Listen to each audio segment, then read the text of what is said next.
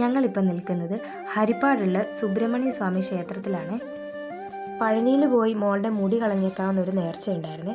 അപ്പോൾ അതിന് മുന്നേ മാലയും കാപ്പുമൊക്കെ ഇടാൻ വേണ്ടിയിട്ടാണ് ഇവിടേക്ക് വന്നത്. അവിടെ തെക്കേ വശത്തായിട്ട് ബാലമുരുകൻ്റെ മറ്റൊരു ക്ഷേത്രമുണ്ട്. അവിടെയാണ് നമ്മൾ മാലയും കാപ്പുമൊക്കെ പൂജിക്കാൻ കൊടുത്തത്.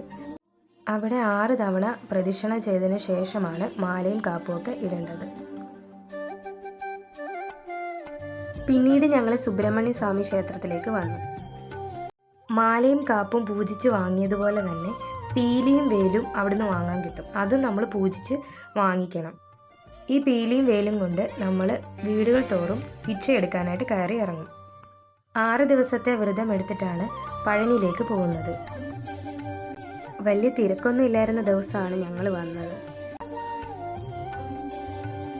അമ്പലത്തിൽ വെളിയിലായിട്ട് ഒരു സൈഡിൽ മയിലുകളെ വളർത്തുന്നുണ്ട്.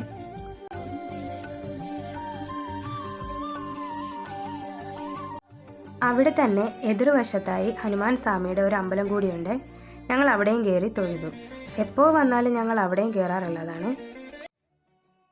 രാവിലെ ഒന്ന് കഴിക്കാൻ ഇറങ്ങിയത് കൊണ്ട് തന്നെ നല്ല വിശപ്പായി. അപ്പോൾ ഞങ്ങൾ അടുത്തുണ്ടായിരുന്നൊരു ഹോട്ടലിൽ കയറി കഴിച്ചു. എന്നിട്ട് തിരിച്ച് വീട്ടിലേക്ക് പോയി.